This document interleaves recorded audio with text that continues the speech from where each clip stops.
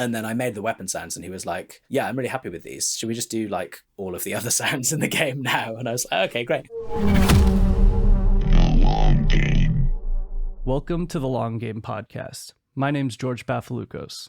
In this podcast, we'll be taking a deep dive into the world of game audio. Join us as we explore the careers, challenges, and triumphs of the professionals who craft the sounds that bring our favorite games to life. Today's guest is Jake Gaule. He's a freelance sound designer and composer based out of Bristol, England, and has worked on projects such as Bladesong, Archevale, Automatoys, and many more. In this episode, we talk about his introduction to audio post after attending music school, his beginnings as a freelancer, how he finds new projects to work on, and some unsuspecting challenges freelancing may present. Let's dig in. All right, we're back with another episode of The Long Game, and today we're joined by Jake Gaule. How's it going, Jake? Yeah, good. Thanks for having me. Oh, anytime, man. It's really nice to catch up. You and I worked on Memoria project together, and I just checked like right before this call, and it came out 2 years ago, probably like this month, 2 years ago. Oh my, can I swear? Is that? Yeah, swear all you want. On this podcast? Fuck me.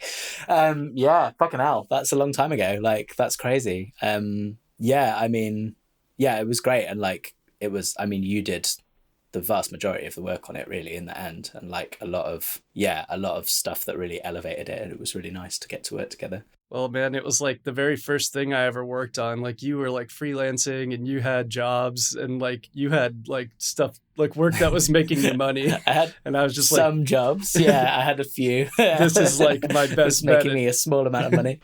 Getting a job myself. So yeah, I was able to put quite a bit of time into it. But it was like, that's like the best first job anybody could have. Like, I met so many great people, and you know, it was really well received when we did release it.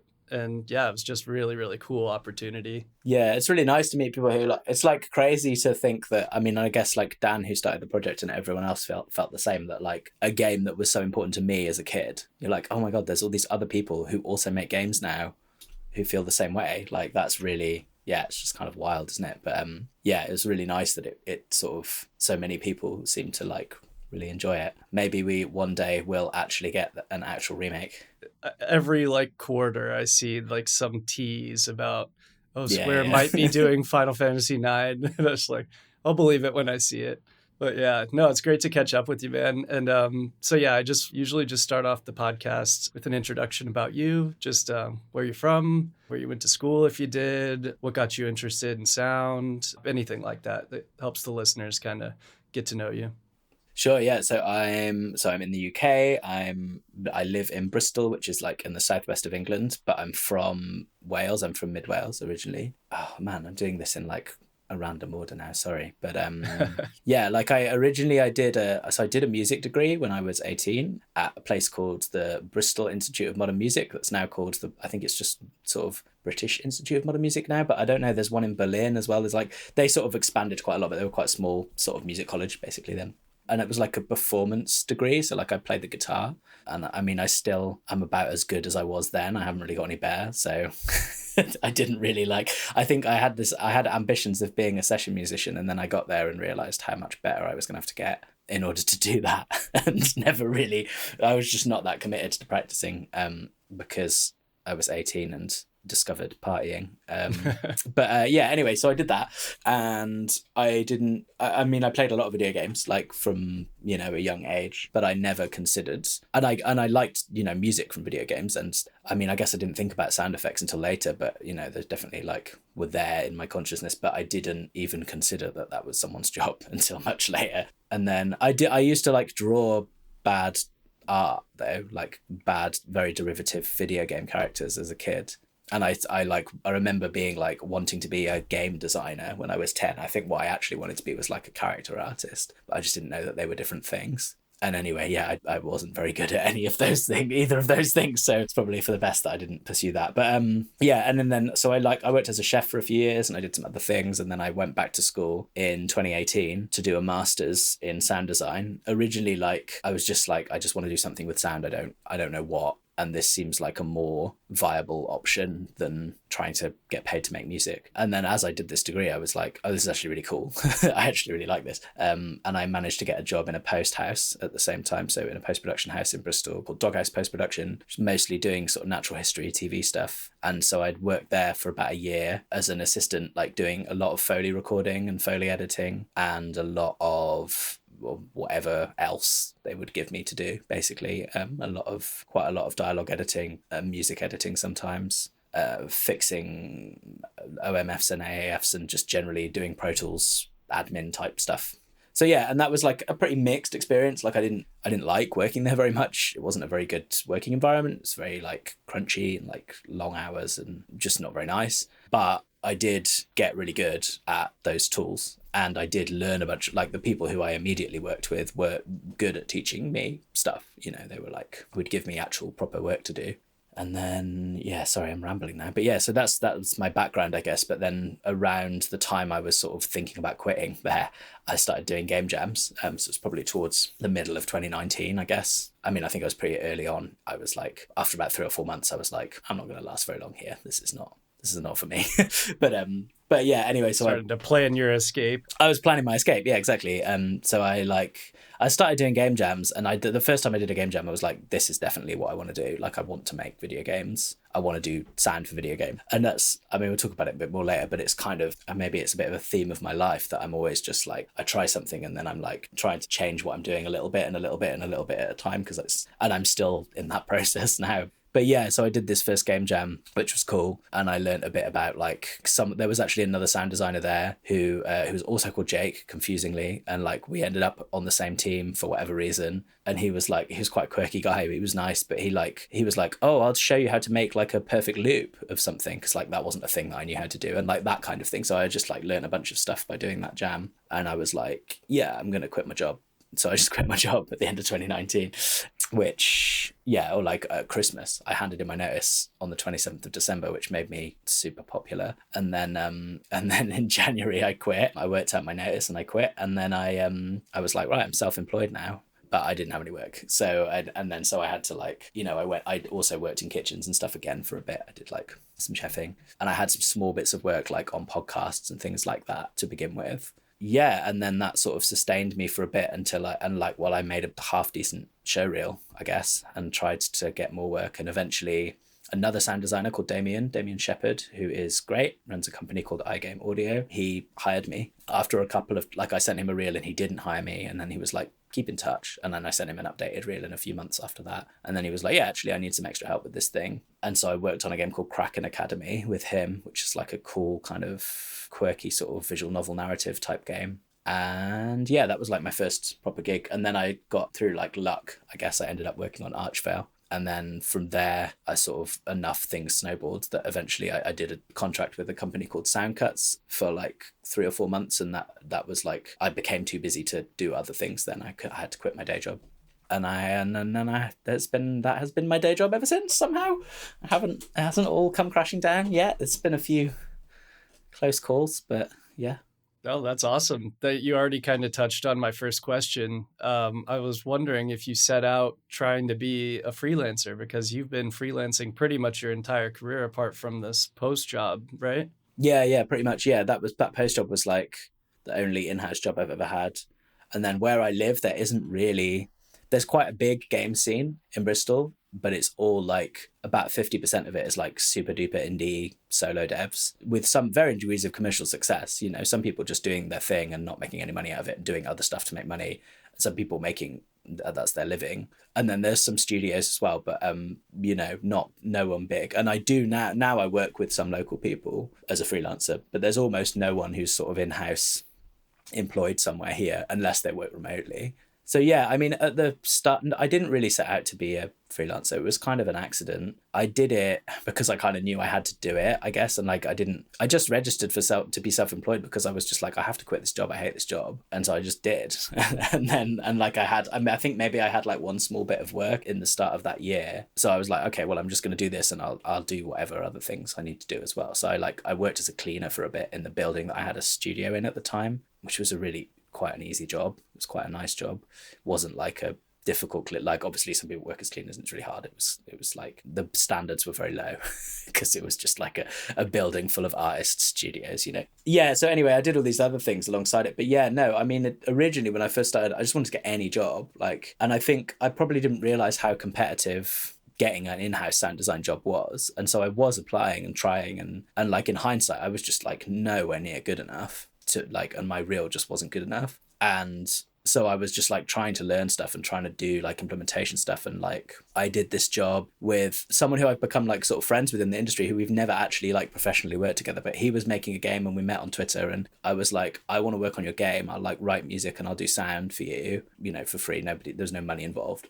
But you have to let me use Fmod because I want to learn this piece of software. And he was making this game in Unity. And anyway, like we've remained, he's just finished working on the Tron game that Bithell Games put out that just came out. Like he was a level designer on that, and like this little project that we worked on together led to both of us getting our first paid gigs. So he got a job working on a game called Yami for like 3 years off the back of this game, and I got this job with Damien off the back of that game that was in my reel, and a few other things. And I think like I owe a lot to him. Like Bryn, his name is, I owe a lot to him because his game looked really good, even though we never finished it. Like it looked awesome, and so it made me sound better than I was. Well, and you were able to you had something to show that you had. I had something to show that was like, hey, look, I implemented this and I made this, you know, I made this work, which was cool. But yeah, no, so it was never really the intention. But then as my sort of career progressed a bit, I realized that there are aspects of being freelance that I don't enjoy sometimes, but I'm like, wow, it works really well for me. I'm not particularly good with authority in general. And I value like autonomy in my work. And so like I try, and obviously you get more or less of that with different clients and stuff, but I try to choose to work with clients now as much as I can that are essentially just going to let me be my own department, have my own opinions about things. But obviously I listen to their feedback and take their input, and that almost always only makes things better. But so it wasn't the intention originally, but then it became something that I realized I quite enjoyed. And then as I've started to do more music again, and like that's become a more significant part of my income, obviously it's very uncommon for there to be in-house composition jobs just more broadly in the industry. That's pretty uncommon. So it's kind of solidified my choice to be freelance, I suppose. But I've done stints of like, I'm right now, and most of the time I'm more of a kind of like solo freelance person doing my own thing on multiple projects, sometimes helping other people, sometimes just I'm the whole audio department. But I have done stints of like I've done a few stints with sound cuts and with other people where I'm like part of a team, you know, and I'm still self-employed, but I'm just like working for them for 4 months or whatever. Yeah, contracting, exactly. Yeah. And that's fun too. Like I enjoy that, but my sort of general preference is to be on more than one thing at once. Sometimes that goes a bit wrong when it's too many things. It can be a bit stressful, but yeah, no, that's actually, you keep hitting my questions already. I was going to ask. Okay, cool. Yeah, sweet. Well, like as long as I've known you, like it's not like you're just working on like one big game. And I feel like that's probably what's great about freelancing is you can kind of like, okay, there's this smaller one that'll probably last, you know, my part in this will probably last a couple months. Then there's this big project that I think I'll probably be on for the better part of the year. And then, you know, you're always kind of juggling several ongoing projects. I'm wondering how you schedule that, how you prioritize your time, how you still hang out with your family. I mean, how do you maintain that? Because as a freelancer, that's literally all up to you. Yeah, and it is and it isn't, because it's also somewhat dictated by the client, I guess. But yeah, you're right. Like broadly, it is all up to me. With varying degrees of success is how I manage that. Sometimes it's a complete fucking nightmare, and sometimes it's like super smooth sailing and it's all good. But yeah, I tend to like, so nowadays and right now I'm actively working on 3 things, and then there are a couple of other things that are like either they're in the background, like they don't have funding yet, but I will be working on them, like we've, you know, or they're like we've done some work and I'm now waiting for this other project is like a solo dev, so I'm waiting for the dev to kind of catch up with me almost and do some more, and then we'll come back and probably revise some of the work I've done. And yeah, so it's a mixture of things really. Like sometimes it's a lot easier if it is just one big thing, but again, it's more by accident than design that it's not. Like I know originally when I first started, I didn't have enough work, and even when I was starting to get paid work, it was never enough to be like taking up my full-time time. that's changed like a bit. Like, and I had a period earlier this year where I had to hire someone for the first time, which was scary and stressful, and they were great and it worked out all right. And then that project sort of fell through, and so it was stressful for other reasons then, because I had to be like, okay, I now don't have any work. I'm sorry, I thought I did, but which is a bit of a difficult situation. And like, luckily they had other work going on and it was all good. But yeah, in terms of how I schedule it, like normally now I tend to try and work on retainer if I can. So like I will try and agree, like how I get paid will change. Like sometimes it will be like there's a lump sum and we'll split it X, Y, or Z way, like monthly or however. But functionally, generally what I'm actually doing is like, you can have me this many days a week. And so that's like normally how I work. So like the main sort of projects I'm on right now, most of them I'm doing like roughly a day a week on. And that's like fine with up to 3 things. And then my other 2 days a week are split between like writing music for other things, admin, childcare, and overflow from any of the projects that are too stressful and need an extra bit of help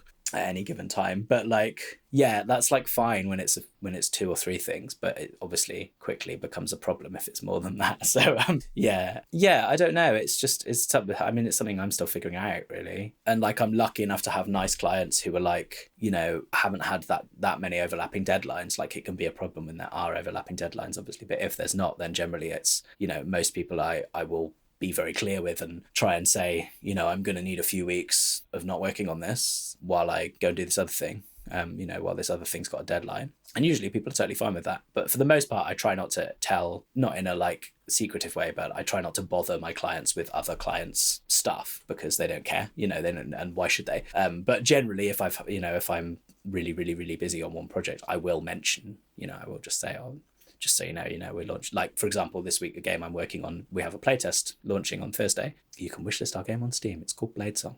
But yeah, we have this playtest launching on, it's just shameless plug, on Thursday. And like, so obviously that's like, that's priority this week, right? So I'm doing all my other normal things that I would be doing. But yeah, and in terms of time management, like, I don't know, it's hard. Like, I have 1 day a week off at the moment, so that I have like a day of just doing childcare with my son, which is great. Like, it means I like have to do that, which is really good. And it's like, it's not an option to like just let work take over my life. But yeah, I think it changes from month to month. Like, sometimes it's all good and it's easy enough to manage. But I'm also the kind of person who will fill up whatever time I have with something to do anyway. Like, I'm like, I say I err on the side of workaholism. Like, I don't do like crazy hours normally if I can avoid it. But, I try and I'm happy working full time like on this because I care about it and I enjoy it. So yeah, that's the nice thing about doing a job that you enjoy. It's just something that like you'd rather do that than watch TV or something. I mean, I feel that for sure. And like, this podcast is kind of an exercise in that as well. It's like not necessarily something I have a ton of time for after a full day of working, but I enjoy it. Yeah. It's like, I haven't talked to you in quite a while. It's a nice way to like catch up with old friends. It's a nice way to meet new people. It's just been really fun so far. So I hear you there. That's awesome, man. Yeah, I was really happy to be like, oh my God, I'm just going to get to chat to George. That's great. Like, it's been ages. Yeah. So yeah, it's nice. For real, man. But yeah, that you mentioned another thing. I was curious. You just had your first child. He's 1 now. And I was wondering how being a freelancer has like treated that. I feel like it would give you a little bit more flexibility in terms of, like you said, childcare, or especially like when he was first born, you really weren't getting a lot of sleep, just being able to sleep in a little bit if you needed it before you started working. I'm curious how that's been for you. I mean, there's no sleeping in with a 1-year-old, but yeah, I wish.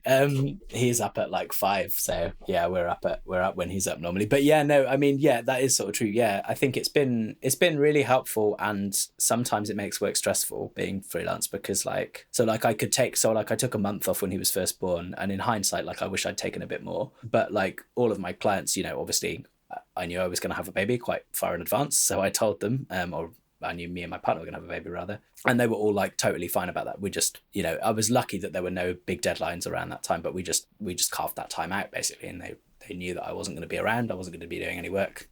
I might I might answer a question or something, but I'm not going to be, submitting things to their repo or anything like that. So that was good.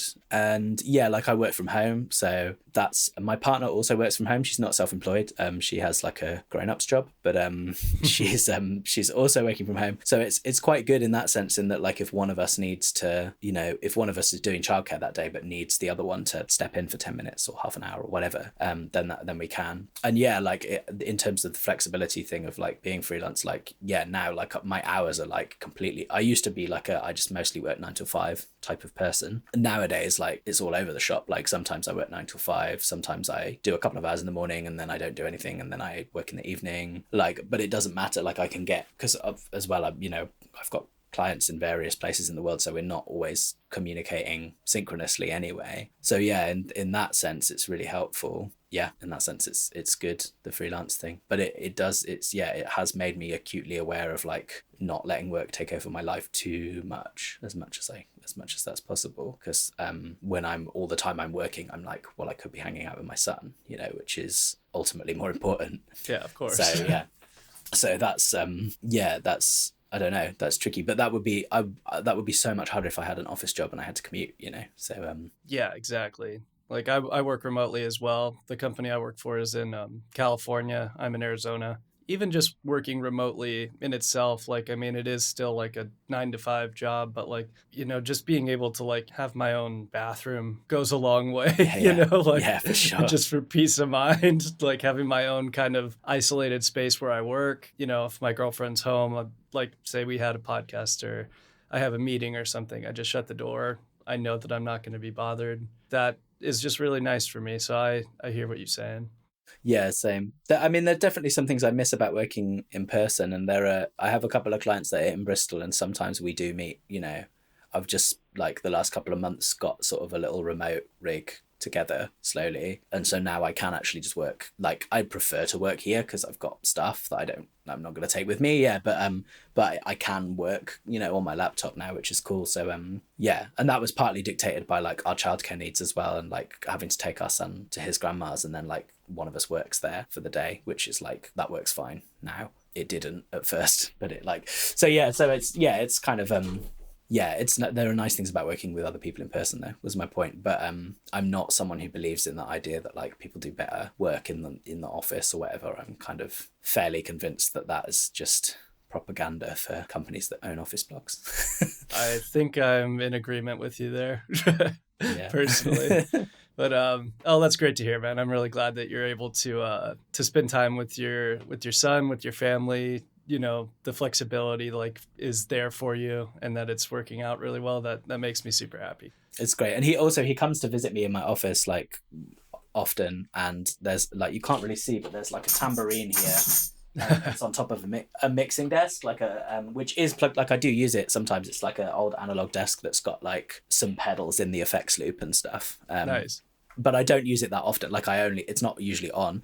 Anyway, he's obsessed with the mixing desk, so that's really funny. He just comes in, he shakes the tambourine, throws it on the floor, and then he's like, I'm going to move all the faders around on the mixing desk. So I'm kind of, when he's a little bit bigger, I'm looking forward to like, my partner was like, oh, you've got to like put a bunch of things, like let him play with it, basically, like actually like just play some sounds through all the different channels and like let him figure out what it actually does, kind of thing. So he's already off to the races.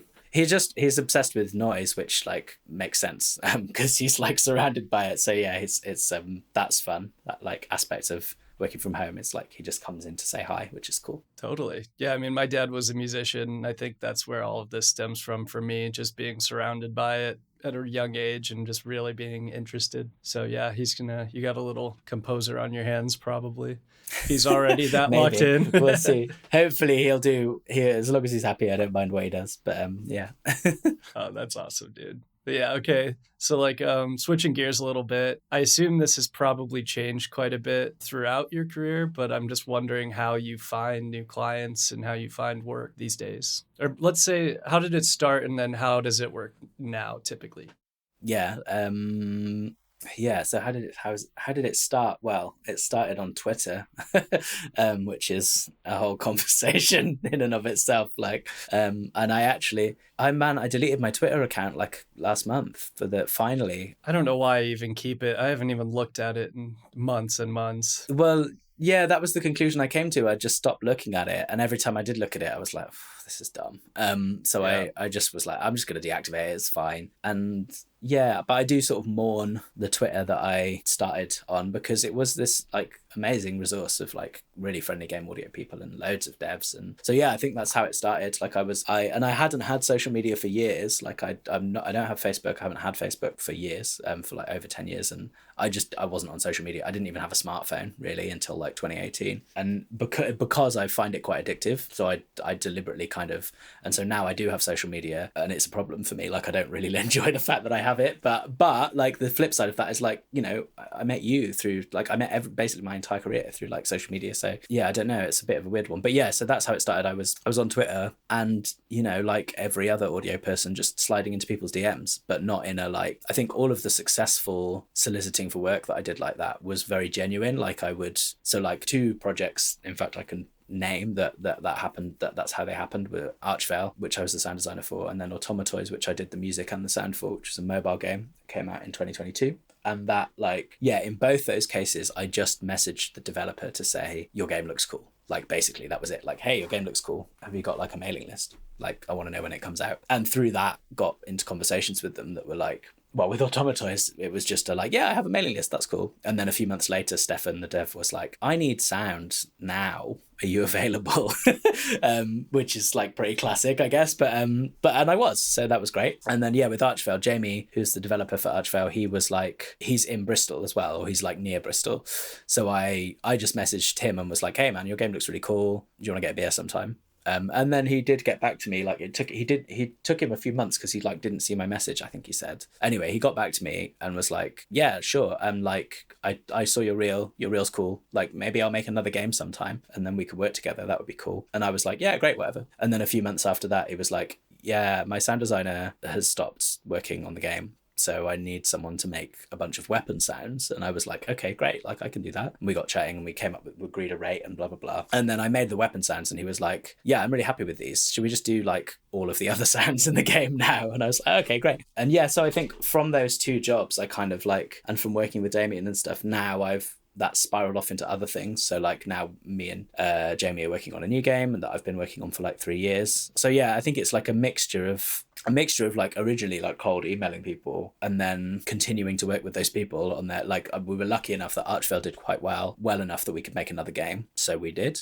And similarly, Automatoys like introduced me to people that like I ended up, and I can't actually think of a specific example from that game, but like it's introduced me to a bunch of people that have introduced me to more people that I've ended up working with. So yeah, I mean, it's mostly still like I do actively look for work, but it's less busy than it used to be, if that makes sense. Like it's a lesser part of my time than it used to be, and more of my time now is just spent like working on the things that I'm working on. Yeah, it's a mixture of things. I mean, also like I'm working on a project right now, which is not announced yet, but is like a studio that I've worked with before. I did some work on a prototype with them, and that's through like, I went to Develop, which is a games conference in the UK in 2021, and one of the people who works at that company, who are also based in Bristol, we'd done a game jam together, and he was like, do you want to come for dinner with me and my colleagues? And I met his boss, Sam, and got friendly with Sam.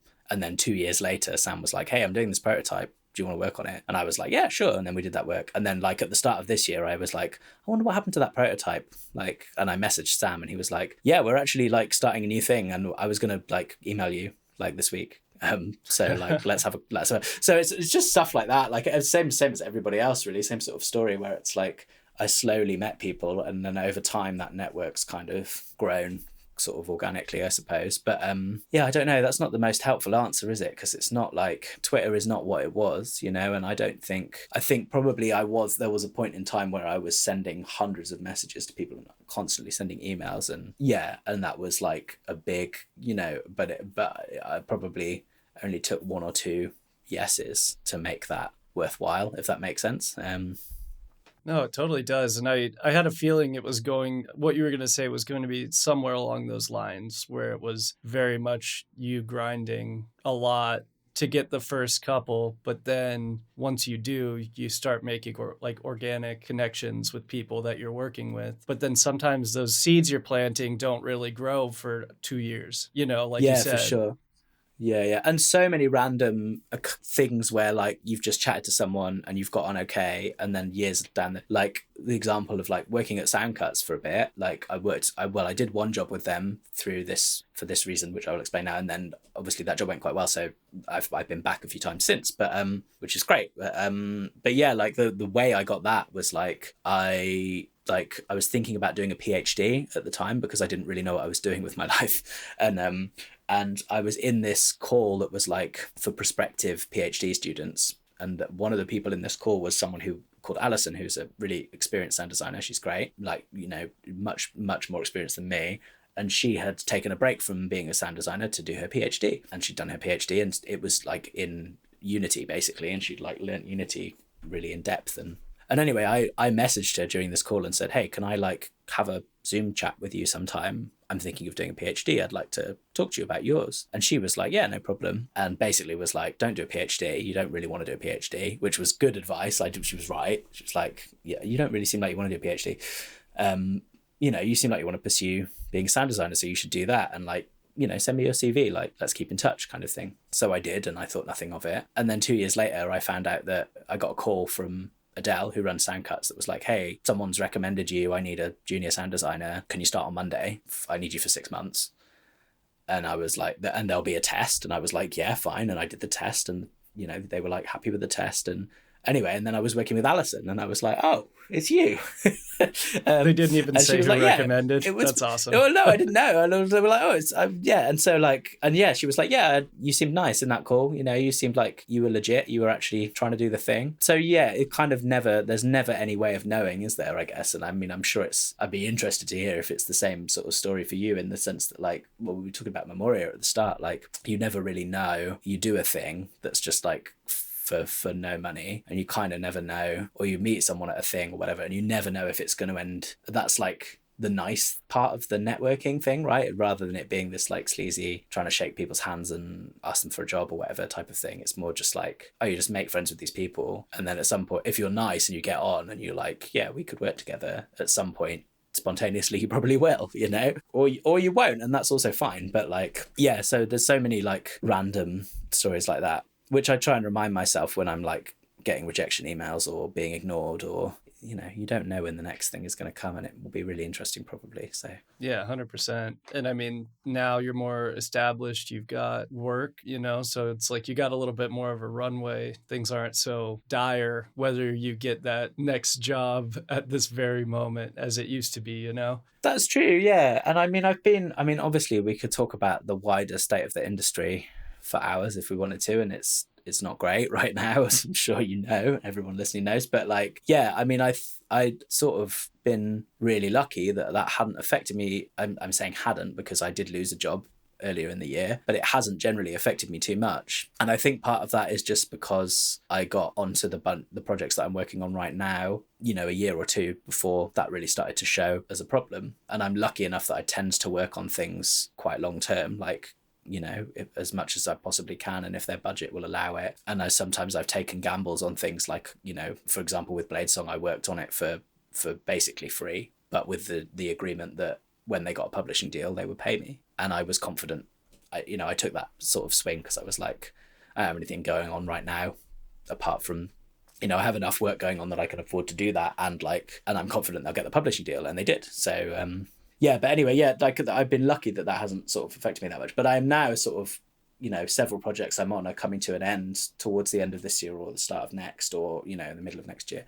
And I am now sort of going, this might be catching up with me, you know, and then I will have to, it's always a bit of a balance of like, when you're the busiest is when you really should be looking for work, right? Because you don't, you know, those things are going to end at some point and you need to know what you're doing next, but you don't have any time to do it then. And then when you suddenly don't have any work, you're like, oh shit, like I should have been looking for work, you know? So it's, yeah, I don't know. It's always, I mean, I definitely feel a lot more secure than I did, like, and a lot less. And partly that's just like, you know, I'm experienced enough to know what to charge, and I charge more now, you know, and I don't feel like I would have felt bad about charging more when I was less experienced, I suppose. But part of it is also like, yeah, having enough work. But yeah, I think there's always a feeling of like, you don't know if things are all going to fall apart. as a freelancer. But I also think there's a sort of type of protection you get from working on 5 things at once, where I think whereas other people I know who've been laid off, it's like, well, obviously if you've got an in-house job, that's not necessarily as secure as it used to be now,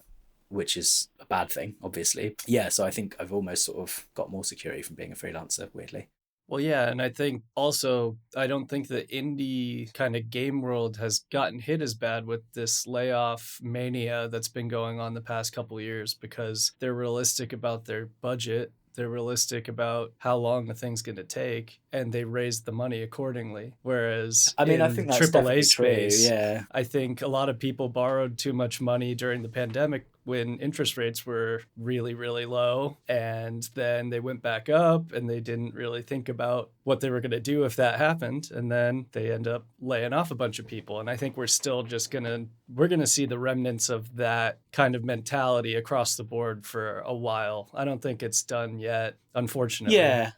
I think you're probably right. And then, I mean, I think obviously there's a whole bunch of outside, wider kind of political things that are happening in the world that, which is definitely a different podcast.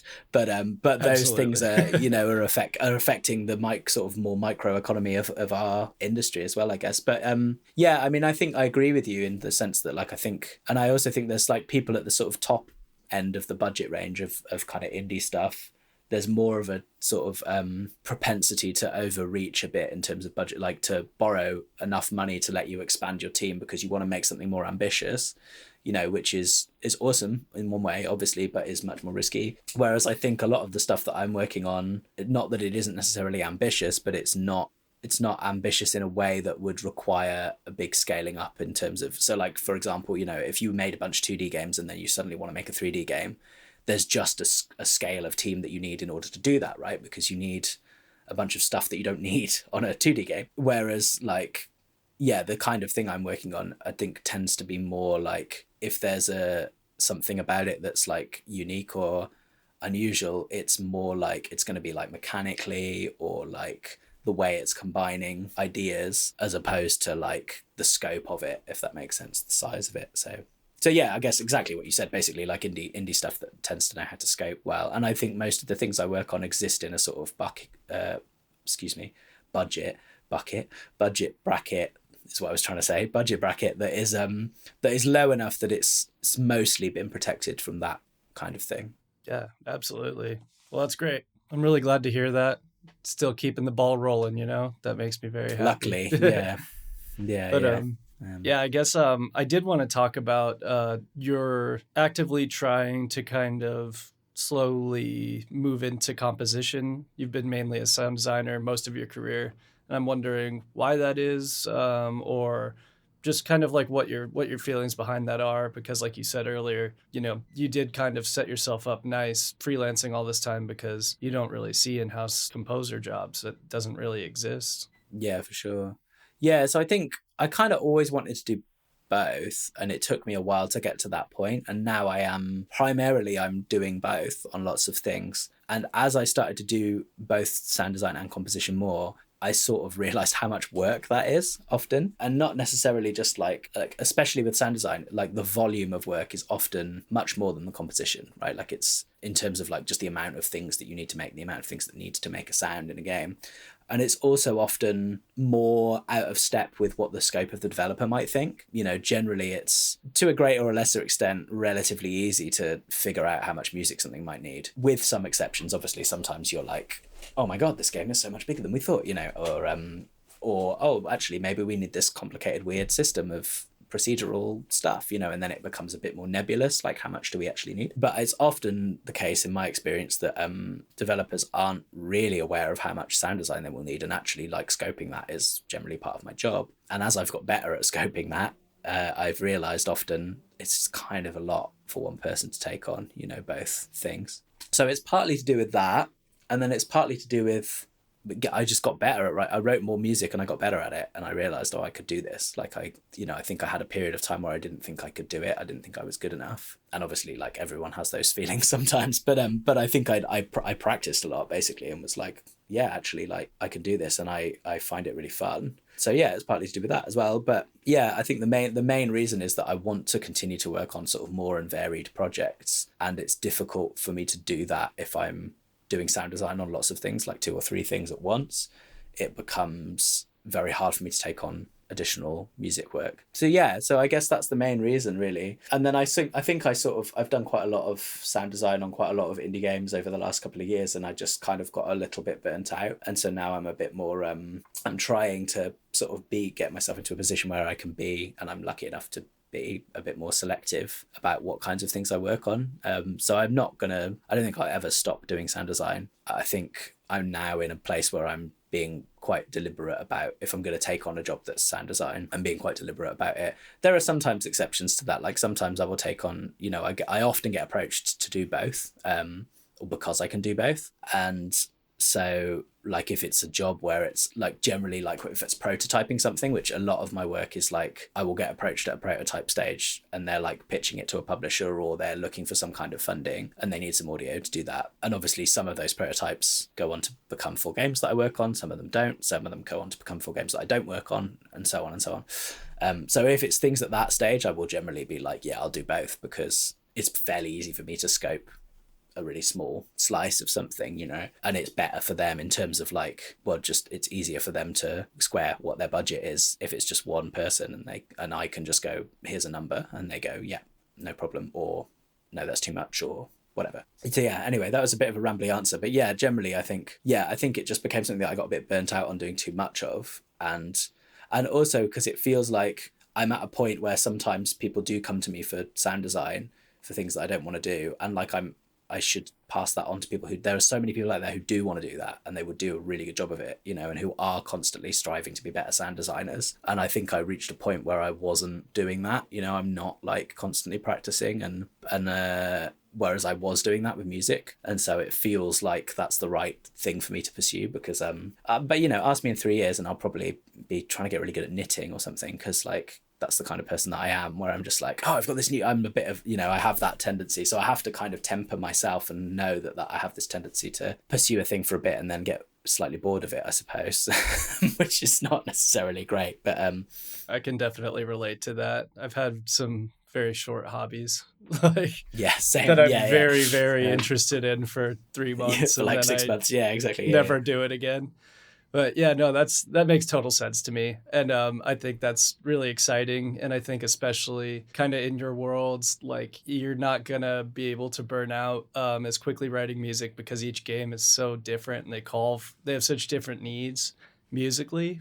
But I mean, just creating like the whole tone of a game, that could totally just like really have you switching gears a lot, especially jumping back and forth between projects. So that sounds like a lot of fun. For sure. I mean, the other thing is that I've sort of pursued some bits of composition outside of games as well, and that's been quite helpful for like reframing my perspective on, because I'm now so used to working on things for a long time, music and sound, and I've been doing more stuff that's like trailer and ad type stuff, and it's like so the opposite end of the spectrum, where it's like, you've got 2 days to do this thing, and you're like, and in a way that's like really refreshing, because then you're just like, you can't overthink something. You're just like, okay, I'm just going to do a thing, send it off, hope that I get the gig, which is nice. But yeah, so I think that's the other thing, is like to not be, things often go on much longer than you expect them to, and that can be difficult sometimes if I'm just not the kind of person who could work on the same game for 7 years, and those people are out there, like I respect them, I think it's awesome, but it just isn't me. So that's another reason, I guess. Oh, that's awesome. You did mention something that I kind of wanted to touch on, and that'll probably wrap us up. But one thing I wanted to, well, you mentioned how like scoping a game has become kind of part of your job, which I think is very, very smart, especially when it comes to sound effects, just because, yeah, they don't know what they don't know. You tell them what they know, it's like, that's like way more money than we were trying to spend. So it's good to get that out of the way off the jump. But yeah, just I wanted to kind of, for people who don't know, touch on the unique challenges that come with freelancing that don't involve the actual work, like the the taxes, all of the kind of administrative things that you have to do as a freelancer. And if you could give yourself some advice when you were starting out, like what would that be to somebody who may be thinking about freelancing? Buy Apple stock, get an accountant. Uh, That's my advice. Don't, but no, that's not financial advice. But to my past self, that's my advice. Yeah, I mean, in all seriousness, I got an accountant in the last 2 years, like 2 years ago. It's a brilliant decision. I don't know why I didn't do that sooner. That was, yeah. I mean, taxes are such a different thing in the US as well, because they're like, you guys' tax system is bananas. It's like way more complicated than ours. Taxes here are quite straightforward, but it's like I pay someone like a couple of £100 a year, and that comes out of that's tax deductible, right? So it's just kind of a no-brainer, like, oh, I should have done that. And also it's like you've got someone who can advise you on things as well, which is great. So yeah, I mean, the admin and stuff is sometimes complicated. I think the tech support side of things is the thing that I never sort of realized that I was going to have to do for myself, especially with composing. It's more of a problem, I suppose, because I've got like, a ton of sample libraries and things, and trying to get them all to work across two complete computers and blah blah blah. I mean, that's why Hollywood composers have assistants, right? It's like because they don't want to have to deal with that shit themselves, which is understandable. But yeah, I think like understanding some things that I didn't understand, and some things that I still meet a lot of younger or just like people who are just getting into, of any age, sound design for games, are like those kinds of tasks that are involved in doing the job that aren't the job, like you said. So like, yeah, things like having your computer set up so that it runs properly, understanding source control and how source control works, and like not pretending that you do when you don't, like, which is definitely a mistake I made at the start of my career, being like, I've used Git, like, no problem, and then breaking builds of stuff because I'm just like pushing things that I didn't know what they were, and that kind of thing, especially with Unity projects where you open the project and like 700 things change and you're like, I don't know what any of these things are, like, why is this happening, which seems to happen to me more with Unity than anything else. So yeah, I think all of that stuff of like learning those different source control projects, understanding how the integration works with, and I don't mean on a like, I don't truly understand it on a technical level, like I'm not a programmer, so I don't understand how Fmod or WY's integration actually works, but understanding that integration as well as implementation is a thing that you have to do. You have to make the middleware talk to the engine, and you need to do that right, or you can cause problems. Deciding whether to put that inside the same repo as your project, or does it go in its own repo, and these are all things that, like, if you work for a company, you don't have to make those decisions, but if you work for yourself, you do, right? Like, so you have to. So now I do, and like I was lucky enough to work for Damien, who I mentioned earlier on, early-ish in my career, and he kind of schooled me on quite a lot of these things, like in a nice way, but like, would be like, why are you doing, like, don't do that, like, that's not a good idea, kind of thing, so yeah, things like, now I keep my Fmod project in a repo, but that's, the developers never need to see it or touch it, but then I'm fairly covered if something goes wrong, or if I want to work across different machines, I can do that. It's not difficult for me to do. Yeah, I keep backups of all my plugins now. I didn't used to do that. That's changed my life when I had to set up a new laptop and I had totally. Like all my plugin installers ready to go. But it's like, when I say it out loud, sometimes people are like, that's such a stupid thing, why didn't you do that? Like, obviously you should do that, but I just didn't know that was the thing you should do. So yeah, I don't know. Those are some random thoughts about general housekeeping stuff. Well, yeah, I mean, even some of that like was things that I wouldn't have expected, like kind of being your own IT person, setting up the initial repo for your audio or your middleware. Like, yeah, I mean, like I haven't had to worry about that in 2 years. So like, I know what you mean. Yeah. And like, they're all things you can get away with. It's like sometimes I meet students and like, and I think this is a very valid problem that students have. They're like, all my plugins are cracked, right? Is the thing that they say to me. The first thing they say to me, how am I supposed to afford plugins? Slow, exactly. And I'm always like, well, you're a student now, right? So you get student discounts. So now it's like the cheapest that they're ever going to be. So like, whatever the big things that you need are, save your money while you're a student and buy them while you're a student. Like, buy them now and then just use them and don't use anything else. Use them and use free stuff. And that's what I did. Like, I when I first became professional, I think that was one of the things I didn't realize that I kind of just had to learn, is that like, you just don't need, this is advice to myself right now, you don't need more plugins. Do you know what I mean? Like, you don't need them. Yep. And I think composers are worse for it than sound designers. You know, like ask a composer what string library they use, and the answer is like 7 different ones, you know, because they bought them all on Black Friday, and so now they use it, you know. So it's like, but I mean, it's the same as, you know, I'm sure sound designers are like, whatever the latest bass enhancer or distortion plugin is, people are always buying it, aren't they? But yeah, so I think stuff like that, where it's like, because sometimes some of those things seem quite insurmountable when you're early in your career. Like, how am I ever going to afford all these plugins that I need? Especially when we see a lot of people on social media now, you know, making content that's like, hey, I'm doing this sound, and it's, you know, it's got these 17 different plugins on it. Yeah, exactly. Plugins. Yeah.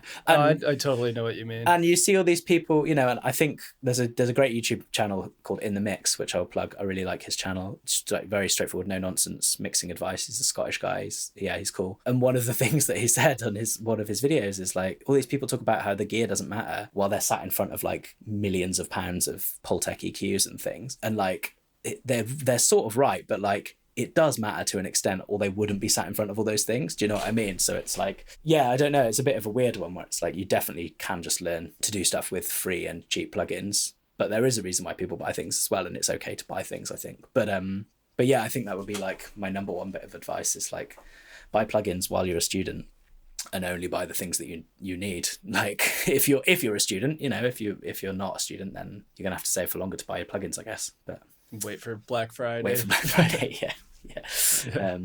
Yeah. Oh man. Well, that's great advice. I think this is like a really interesting. I think it is. Truly, it's advice. I mean, there's lots of take it or leave it. Yeah.